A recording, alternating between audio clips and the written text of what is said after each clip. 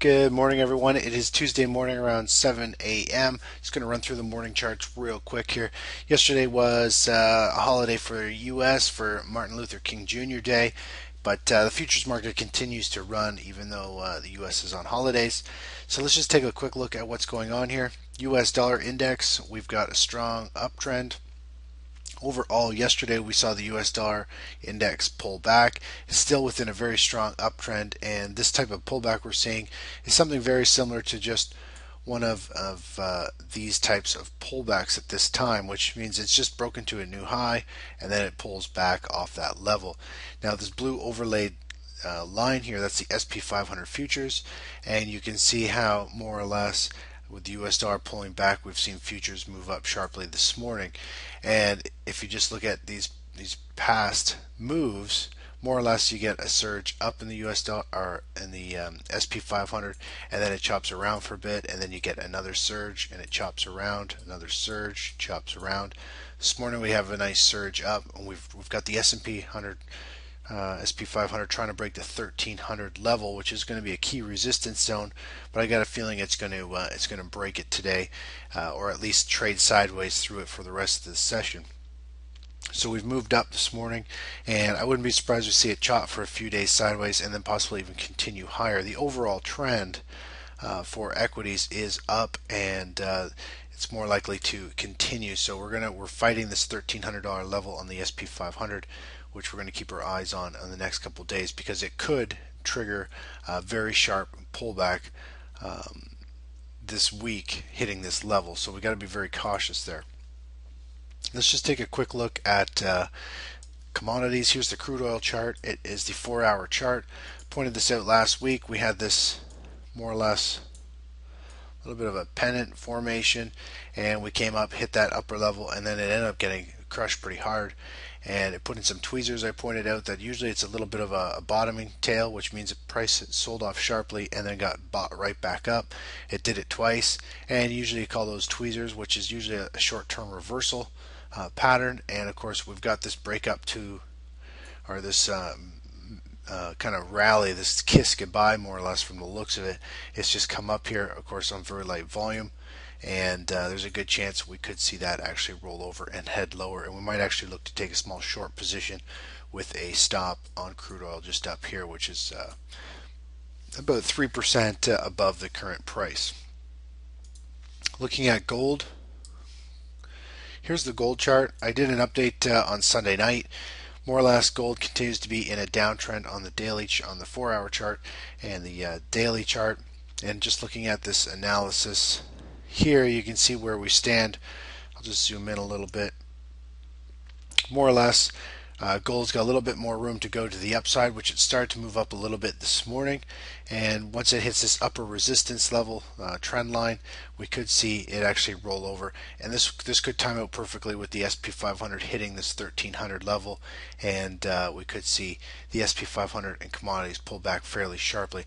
And again, remember, crude oil has just slowly drifted back up to a resistance level, which is a good opportunity or a good point where sellers could step into the market and start to sell everything down. So this is kind of what I saw on Sunday, and gold is trading just up here a little bit, just broke this previous little high, so we are getting very close to this upper resistance trend line.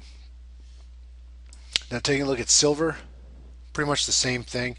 Silver's got a little more volatile, and we're quite a bit of ways from that level overall. If we were to just do a shorter time frame, we've kind of got a couple different trend lines depending how you're looking.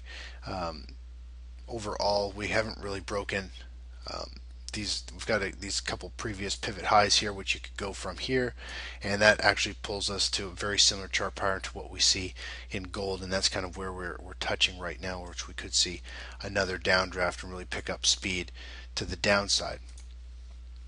Now looking at the SP 500 ETF, the SPY.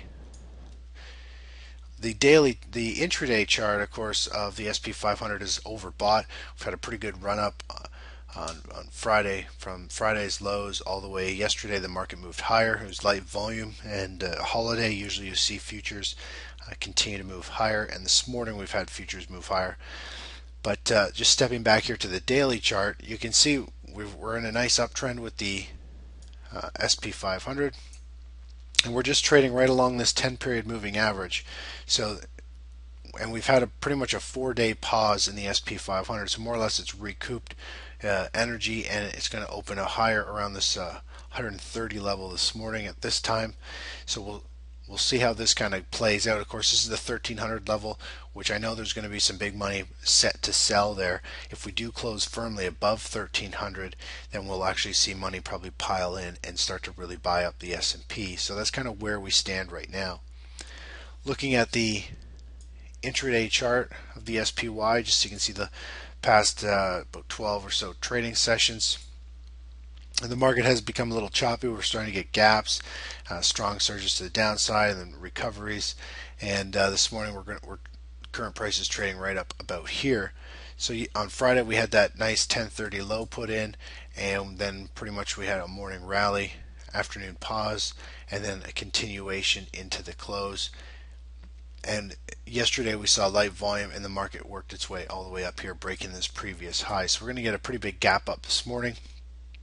And most likely we'll probably see something similar to these gaps here, where you get a gap up and then the market more or less trades sideways for a while. The fact that we're at a 1300 level could change things quite a bit. Again, we'll just have to see how the volume plays out today and tomorrow, and see where the market closes, and if there's distribution selling or if there's buying. We'll just have to keep our eyes on that, because it's very likely that we could get a sharp pullback still.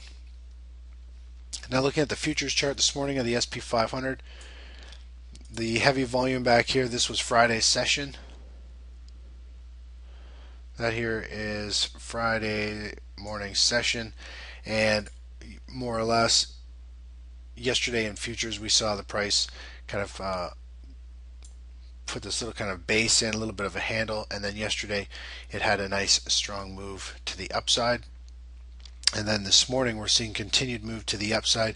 Except for this morning's move, we're starting to see just a little bit more volatility come into the market. We're up at this 1300 level area, and we've seen a little bit of a pullback, another move higher, and volume is slowly starting to increase here. So it'll be interesting to see what happens. Overall, I do expect prices to pull back a bit this morning, simply because we're at that 1300 level. But by the end of the day, we'll see if prices can ram their way back up over it and hold firmly with strong volume above the 1300 area. Anyways, that's it for this morning. Pretty much it's going to be more of an observation day from the looks of it, and we'll see how the 1300 level holds up on the S&P, and what some of the leading sectors do. The Russell 2000 and the transportation index, we'll see, along with the gold mining stocks, we'll see if they lead prices. If they underperform today, then I'd be expecting a pullback probably this week and a top in the market. So we'll just keep our eyes on that, and we'll go from there. Anyways, that's it for now. Talk to you later. Bye-bye.